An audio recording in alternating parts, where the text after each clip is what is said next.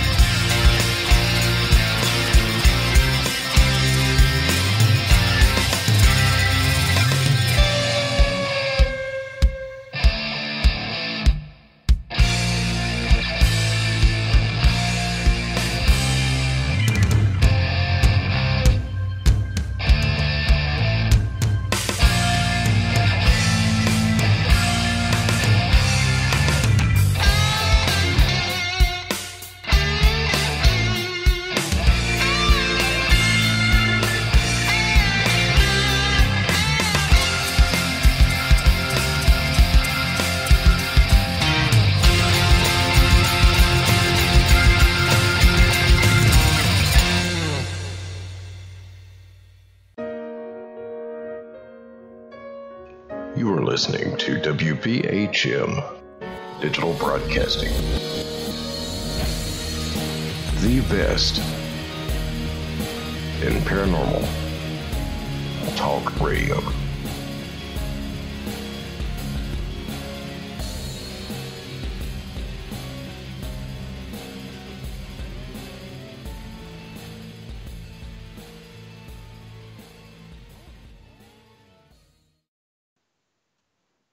"23 minutes past the hour. Welcome back to Ghost Talk Radio with me as your host, Shelly Robertson. If you just tuned in, I invite you all to join me in our chat at wbhm-db.com, where you can ask any questions you may have or share any stories you may have regarding tonight's topic, animal and hauntings. If you missed the first part of the show, no worries. You can catch the show archive on Spreaker, Google Play, iTunes, and iHeartRadio at your leisure. Now, before the break, we were talking about pets and attachments to the owners. And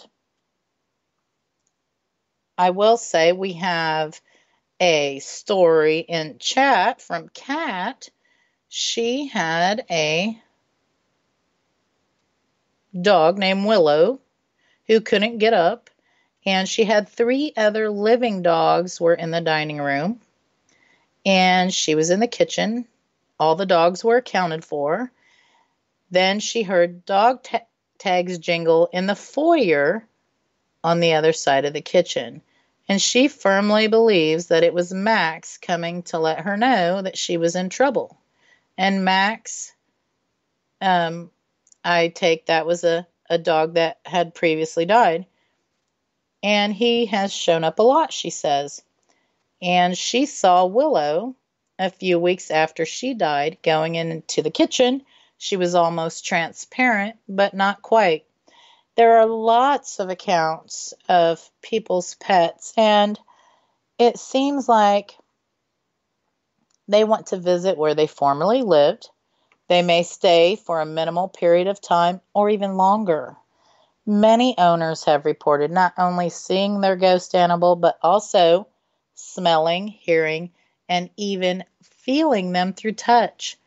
These ghost animals seem to continue their routine they developed while they were living as pets, such as sleeping on a bed, heading to a food dish, or interacting with other animals still alive and remaining in the household.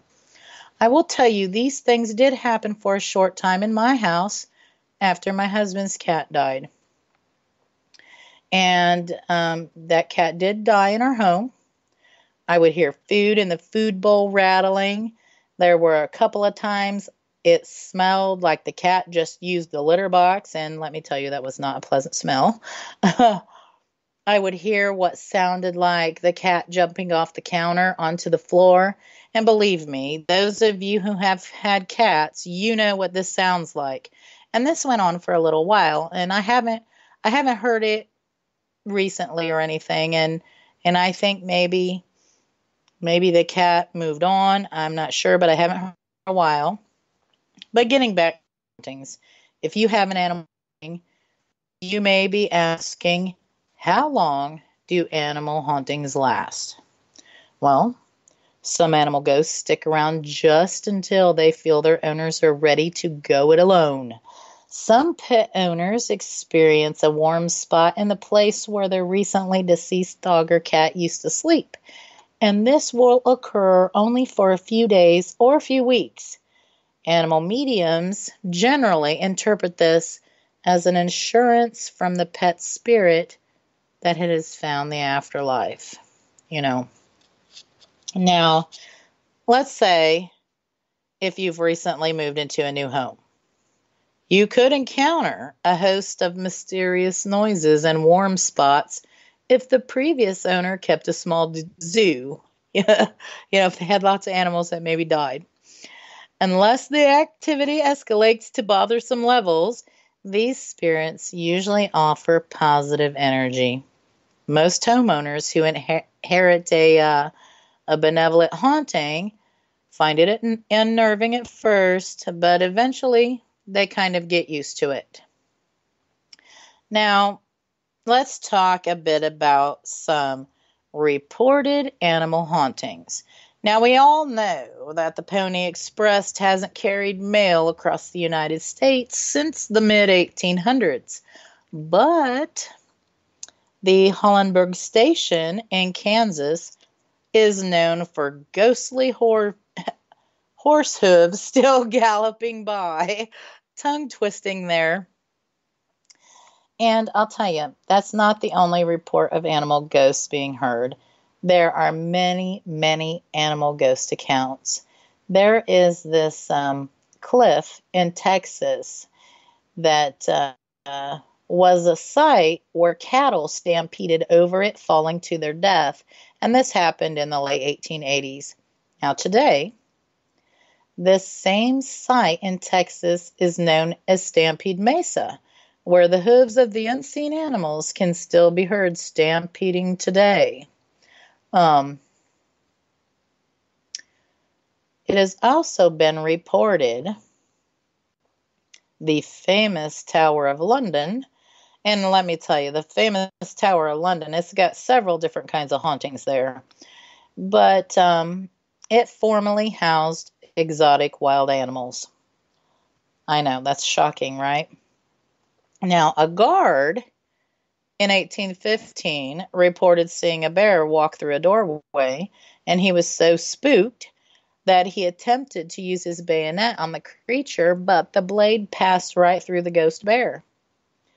Now, there has been other animal sightings reported at the Tower of London as well. Even, I'll tell you, the United States Capitol building today is said to be haunted by the ghost of a cat. It has been described as having glowing eyes, and it emerges out of the shadows to unsuspecting people. Legend has it that the ghost cat appears before major national disasters. The cat's name is, believe it or not, DC, and it was reported seen before the stock market crash of 1929 and the assassination of President